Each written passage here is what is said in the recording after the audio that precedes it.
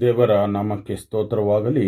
ದೇವರು ಈ ಬೆಳಗಿನ ಜಾವದಲ್ಲಿ ಎಲ್ಲರನ್ನೂ ವಂದಿಸಲಿ, ಎಲ್ಲರನ್ನೂ ಆಶೀರ್ವದಿಸಲಿ ಎಂಬುದಾಗಿ ನಾನು ಬೇಡಿಕೊಳ್ಳುತ್ತೇನೆ. ಈ ದಿನ ದೇವರು ನಮಗೆ ಕೊಟ್ಟಂಥ ವಚನ ಜ್ಞಾನೋಕ್ತಿಗಳ ಪುಸ್ತಕ 3ನೇ ಅಧ್ಯಾಯ 6ನೇ ವಚನವಾಗಿದೆ. ನಿನ್ನ ಎಲ್ಲ ನಡವಳಿಕೆಯಲ್ಲಿ ಆತನ ಚಿತ್ತಕ್ಕೆ ವಿಧೇಯನಾಗಿರು, ಆತನೇ ನಿನ್ನ ಮಾರ್ಗಗಳನ್ನು ಸರಾಗ ಮಾಡುವನು.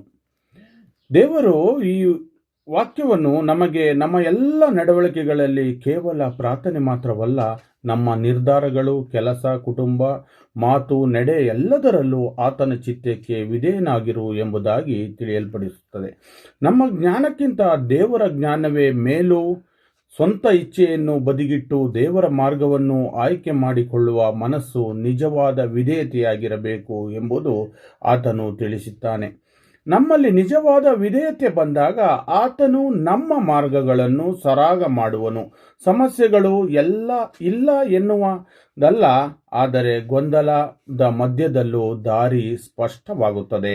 ಅಡ್ಡಿಯಲ್ಲಿಯೂ ದೇವರು ದಾರಿಯನ್ನು ಸರಾಗ ಮಾಡುತ್ತಾನೆ ಎಂಬುದಾಗಿ ಈ ವಾಕ್ಯವು ನಮಗೆ ಸ್ಪಷ್ಟಪಡಿಸುತ್ತದೆ. ಅಡ್ಡಿಯಲ್ಲೂ ದೇವರು ನಮಗೆ ದಾರಿಯನ್ನು ಸ್ಪಷ್ಟವಾಗಿ ನಡೆಯುವ ಒಂದು ಶಕ್ತಿಯನ್ನು ದೇವರು ನಮಗೆ ಕೊಡುತ್ತಾರೆ. ದೇವರು ಮಾರ್ಗದರ್ಶಕನಾಗಿ ಒಪ್ಪಿಕೊಂಡರೆ ದಾರಿ ತಪ್ಪುವುದಿಲ್ಲ ಎಂಬುದಾಗಿ ಈ ವಚನ ನಮಗೆ ಸ್ಪಷ್ಟಪಡಿಸುತ್ತದೆ. ವಿಧೇಯತೆ ಎಂದರೆ ಮಾರ್ಗದರ್ಶನ, ಶಾಂತಿ, ನಮ್ಮ ಕೆಲಸ ದೇವರಿಗೆ ನಂಬಿಕೆ ಇಡುವುದು, ಫಲ ಆತನದೇ ಆಗಿದೆ ಎಂಬುದಾಗಿ ನಾವು ತಿಳಿದುಕೊಳ್ಳಬೇಕು. ಏಕೆಂದರೆ ನಮ್ಮ ಎಲ್ಲ ಸಮಸ್ಯೆಗಳಿಗೆ ಪರಿಹಾರ ಕೊಡುವಾತನು, ಸರಿ ಮಾಡುವಾತನು ದೇವರಾಗಿದ್ದಾನೆ.